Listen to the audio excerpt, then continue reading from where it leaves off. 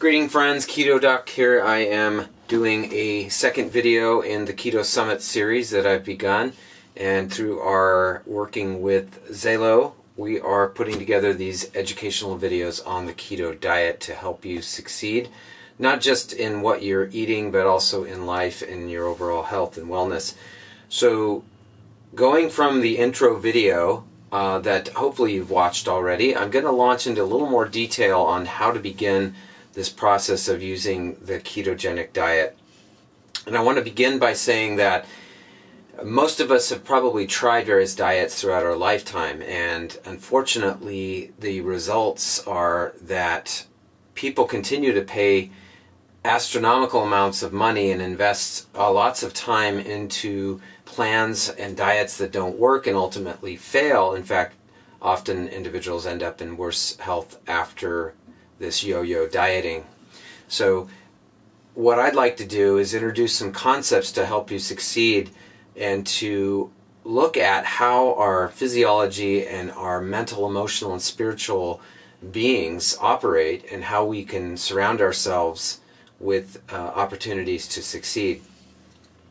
So instead of just trying to convince people to launch into a diet plan, and I could line up graphs and show you all the research and have many case studies and show you all the people who've succeeded with this, I'd like to say that it's imperative that we begin by figuring out where our motivations are and what we want to achieve. And then we need to have a plan of action to be able to make that happen.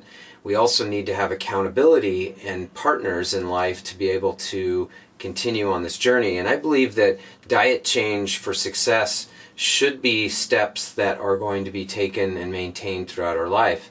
Now, that doesn't mean we don't go through ups and downs and valleys, and we have times and seasons when we might not eat the best we can, but it's what we do most days, most often, and the habits that we develop that are going to give us the health that we want.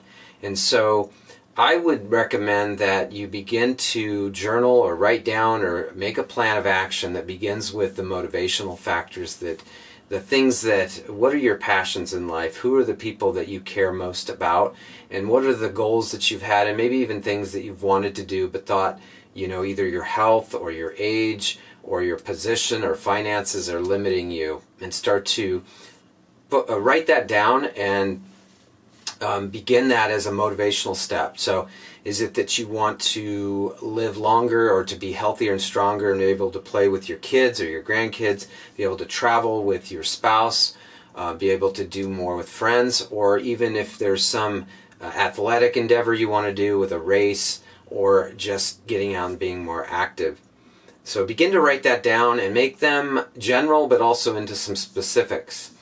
Then I'd like to suggest that you begin to study how to go about implementing these changes. So this isn't just about eating differently, but it's also about how do we improve the health of our mental and emotional state, and to help us feel, number one, good about ourselves, to engage in activities that help us love ourselves enough to make these changes to succeed.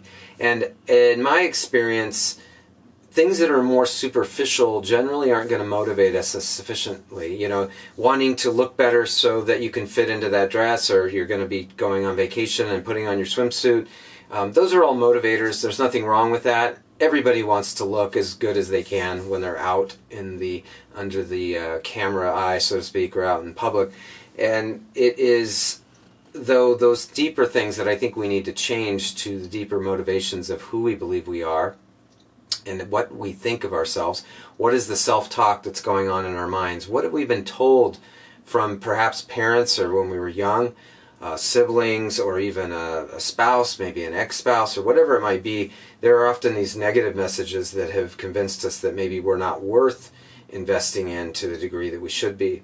So in my belief, and why I do what I do, is I believe we are inherently loved, we're inherently wanted, we were created for a purpose, and it's a lifelong journey of trying to figure out what that purpose is. And unfortunately, we live now in a time when there's so much opportunity and excess in various ways, and access to so many different things, whether it's what we fill our minds with or what we feed our bodies with. Much of it is making us sick as a society and as individuals. And so this cheap processed foods, the convenience of that, the anxiety from the idea that we're supposed to achieve some level or match up with what people think, what we see in media, which is a very distorted view of reality and is not a recipe for joy and peace and success long term. And we need to disengage from that. So I would encourage you to start to develop some habits of, meditation and reading, something that's inspirational. Shut off the noise of the negative, which most of the news and media outlets are doing, and even the types of music we listen to. Getting out, fresh air, exercise, but it's got to be built around a plan. And I believe that after that plan is developed, we need to also have that important social structure.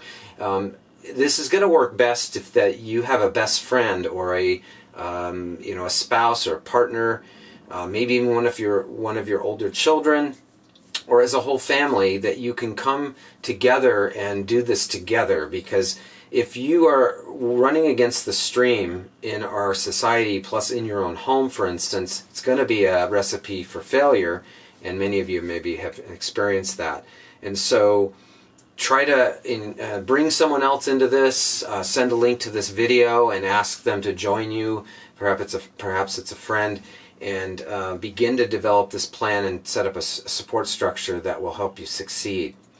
And then we can start getting more specific into, and I'll be focusing mostly on the ketogenic diet, and so I'll just touch a little bit about other things such as adequate sleep, exercise, and filling our spirit with uplifting and things that are going to motivate us into the future. But in terms of the diet, this diet is actually quite simple, and it has many, many benefits over many other diets that I'll go through. Number one is that it encourages overall health and wellness, and it actually is activating natural pathways in our body to optimize health, rather than being overly restrictive or very repetitive or packaged diet that is very hard to sustain long term. Or it might be something that leads to weight loss, but then you end up not being able to stick with it because of the deficiencies. So the ketogenic diet done correctly is a very nutrient, healthy,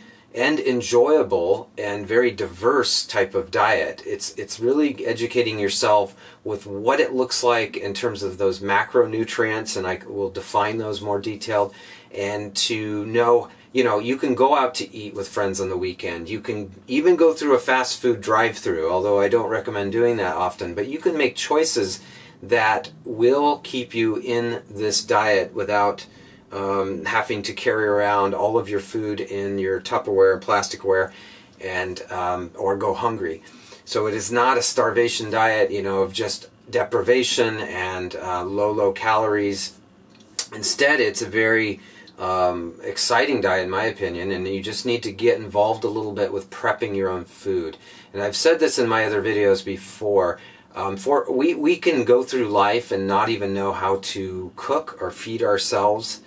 And, no other animals in nature, other than, of course, domesticated animals, and sometimes our pets get fed unhealthy diets and they don't have to do much, they just get it handed to them. But most animals out in the wild have to hunt, and nature has provided them with those foods that they can live on and therefore thrive.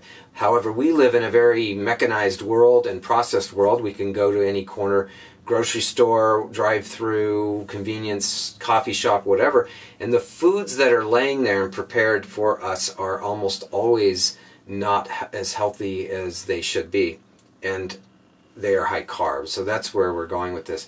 Our diet is now overwhelmingly carbohydrate dominant, high sugar, high carbohydrates. So carbohydrates are any food that contains sources of sugar. Primarily the sugar in our body is the glucose, and so various forms of sugars and carbohydrates are in nature, but they're also processed into very packaged forms that are highly concentrated, and these include the foods that are high in starch, essentially. So One form of carbohydrate that we're really talking about here are starches and added sugars. So this includes sucrose, the white sugar, corn syrup, concentrated fruit juices, even the unnatural fruits that are in the market now that are excessively large. You know, a banana, most of these fruits used to be very small in nature and were eaten only seasonally and occasionally.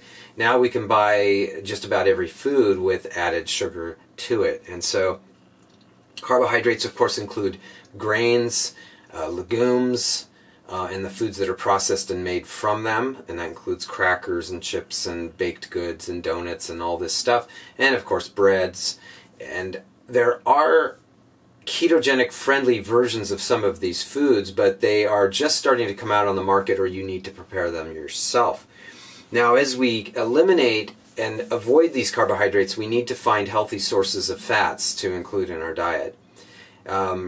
And what it does is it kind of flips our plate around in terms of, instead of having a plate of starch like rice and pasta and bread, and then having the bread surround our sandwich or the bun on the hamburger, hot dog, all that, is that we're starting to increase these vegetables, and even some vegetables that have the ability to replace these starches, provide the satiety.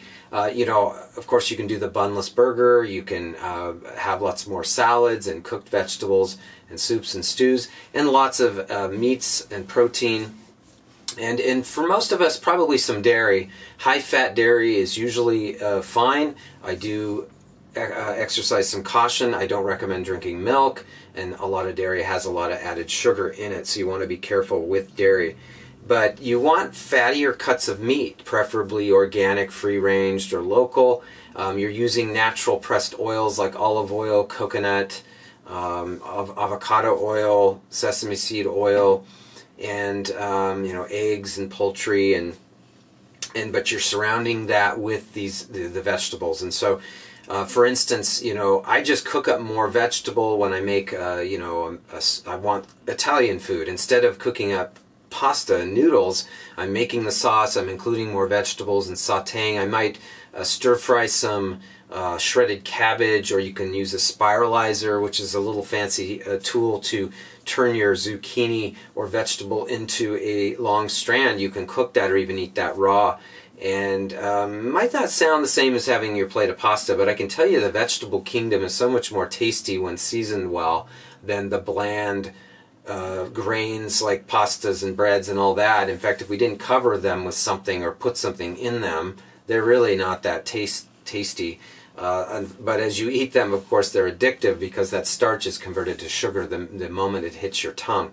So there are many meal plans out there, and you can find some good apps, and we're going to be linking some resources below through our current keto plan that we're putting together. We're doing some personalized meal plans and providing support. We will even be doing some shopping trips locally, and we might do some videos of what we found, and to help you, guide you through the stores and the aisles of the grocery store, which is a danger zone. Unfortunately, they're full of unhealthy foods.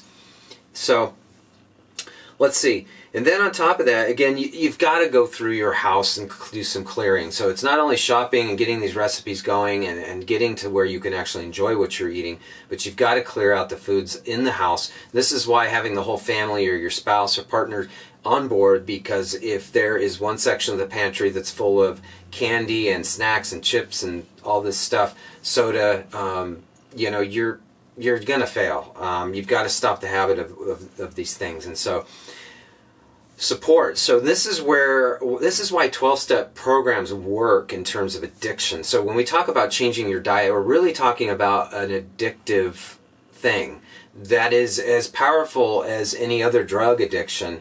Whether it's alcohol or an illicit drug of some kind, they do hit the same centers of the brain that cause addiction, and it is real, it's debilitating, and you need to have a support system.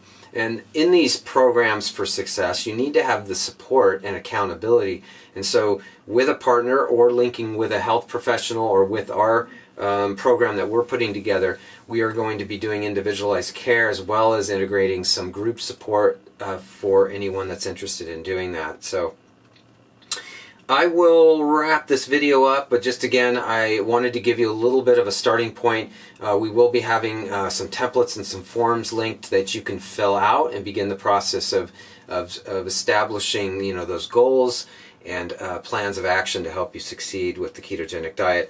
And then lastly, the other elements that I'll be going into is the type of testing and health assessments that you should get more from a medical perspective that will help you succeed, because many times that's going to be an obstacle for many people if you have some medical or metabolic problem that's keeping you from adapting to using a ketogenic diet. So appreciate you watching this video. Stay tuned for the next one.